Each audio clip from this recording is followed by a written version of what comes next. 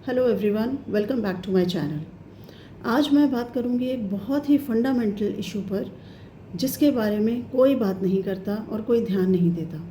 हम अक्सर ये नहीं देख पाते हैं कि हमारे चाइल्डहुड एक्सपीरियंसेस किस तरह से हमारी अडल्ट रिलेशनशिप को इन्फ्लुएंस करते हैं और उसे शेप करते हैं।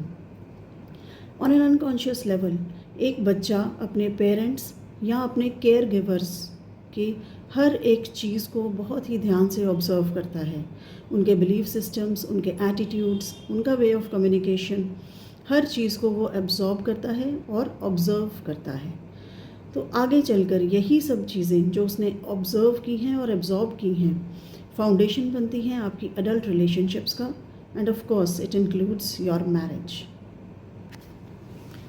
तो सबसे पहले बात करते हैं इमोशनल ब्लूप्रिंट्स की। इमोशनल ब्लूप्रिंट्स मतलब आपके थॉट्स, आपके बिलीव्स, आपने जो भी बचपन में ऑब्ज़र्व किया है उसके बेसिस पे आपके अंदर जो भी पैटर्न्स बन गए हैं इमोशनली रिस्पॉन्ड करने के या रिएक्ट करने के किसी भी एक सिचुएशन को, तो those are called emotional blueprints. तो ये बच्चा बचपन से ऑब्ज़र्व करके ही ये सब सीख लेता है, किस तरह से उसके पेरेंट्स या केयर गिवर्स ने उसकी देखभाल की है, या वो आपस में किस तरह से कॉन्फ्लिक्ट्स को रिजॉल्व करते हैं और किस तरह आपस में कम्युनिकेट करते हैं। ये सब बच्चा सीखता है बचपन में। तो आगे चल के उसकी अपनी रिलेशनशिप में ये चीज़ें बहुत इन्फ्लुएंस करती हैं। फॉर एग्ज़ाम्पल, अगर उसने अपने पेरेंट्स को कॉन्स्टेंटली लड़ते झगड़ते देखा है, वायलेंट होते हुए देखा है, तो वो भी आगे चलकर यही करेगा। कुछ पेरेंट्स होते हैं जो आपस में पहले बहुत ज़्यादा लड़ाई होती है, एग्रेशन होता है, एंड उसके बाद सडनली एक पार्टनर बिल्कुल ही साइलेंट ट्रीटमेंट देने लगता है दूसरे को। तो ये जो बच्चा ऑब्ज़र्व करता है वो भी इसी तरह का होता है। बहुत से क्लाइंट्स आते हैं जब कपल्स थेरेपी के लिए, तो एक पार्टनर की यही कंप्लेंट होती है हमेशा कि एक पार्टनर चाहता है कि वो कम्युनिकेट करे, बात करके चीज़ों को रिजॉल्व करे, बट दूसरा पार्टनर जो है वो बिल्कुल ही शट डाउन हो जाता है, साइलेंट हो जाता है, वो बात ही नहीं करना चाहता उस पर। तो पहले बहुत ज़्यादा इंटेंस इमोशनल रिएक्शन होता है and after that you go on a silent mode. तो इस तरह की चीज़ें बच्चे बचपन से सीख लेते हैं अनकॉन्शियसली, वो जानबूझ के ऐसा नहीं करते हैं, ये ऑटोमेटिकली उनके अंदर एक इमोशनल ब्लूप्रिंट बना होता है जिसके अकॉर्डिंग वो बिहेव करते हैं।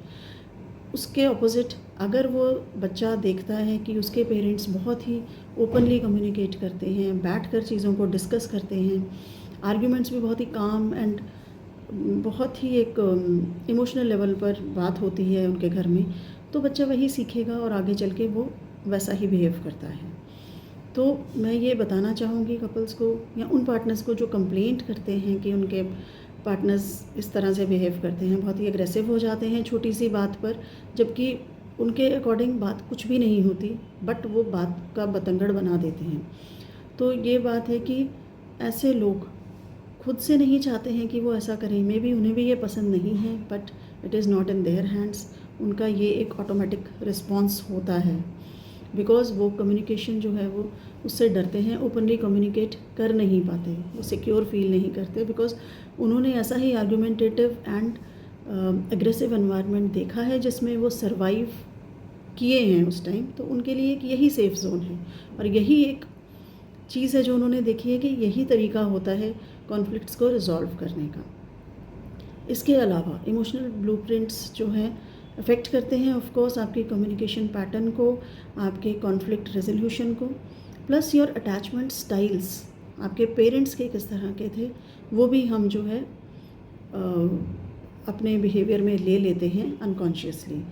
जैसे कि अगर आप एक बहुत ही सिक्योर अटैचमेंट स्टाइल में पले बढ़े हैं, आपके पेरेंट्स ने आपको बहुत सिक्योर फील कराया है, आपकी हर नीड्स, इमोशनल नीड्स जो हैं वो फुलफ़िल की हैं, तो आप बहुत ही सिक्योर रहेंगे अपनी रिलेशनशिप में। आपकी मैरिज बहुत ही healthy and safe and secure होगी, एंड आपको कोई ट्रस्ट इश्यूज़ नहीं रहेंगे, because you trust your partner totally. आप उन्हें सेफ़ एक स्पेस देते हैं, उन पर पूरा भरोसा रखते हैं, and you have no feelings of jealousy और any such emotion for your partner, because you are very safe. आपने ये सीखा है and you can easily trust people. Opposite to that, जिन्होंने ऐसे पेरेंट्स देखे हैं जिनका कि अवॉइडेंट या एंशियस अटैचमेंट स्टाइल रहा है तो आप भी वही पिक करते हैं। तो ऐसे जो पार्टनर्स होते हैं वो उनमें ट्रस्ट इश्यूज़ बहुत होते हैं, बहुत ही इनसिक्योर होते हैं, जेलस बहुत होते हैं अपने पार्टनर से, एंड बात बात पर लड़ाई झगड़ा एंड हर बात पे शक करना, इस तरह की जो क्वालिटीज़ उनमें देखी जाती हैं। तो हम ये देख सकते हैं कि हमारे चाइल्डहुड एक्सपीरियंसेस जो हैं वो बहुत ज़्यादा, I would say, totally affect करते हैं हमारी आगे आने वाली रिलेशनशिप्स को। बट ये चीज़ें हमारा फ्यूचर डिसाइड नहीं कर सकती। इन्फ्लुएंस बहुत है but they can not decide the relationship कि वो कैसी होगी।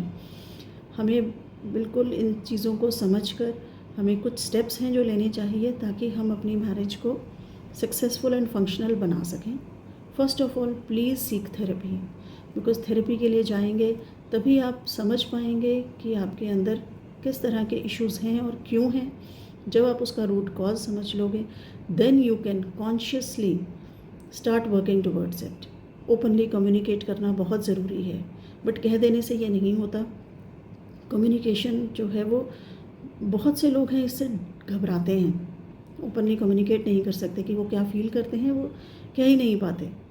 तो ओपन कम्युनिकेशन जो है ये बहुत ही प्रैक्टिस के साथ धीरे धीरे आप सीख पाते हैं, और जब उसके रिज़ल्ट्स मिलने लगते हैं आपको देन यू स्टार्ट फीलिंग कि यस, यही एक रास्ता है जिसके थ्रू आप अपने पार्टनर को समझ सकते हैं, अपनी बात उन्हें समझा सकते हैं, एंड हर तरह का कॉन्फ्लिक्ट जो है वो अपनी लाइफ में, अपनी मैरिज में रिजॉल्व कर सकते हैं।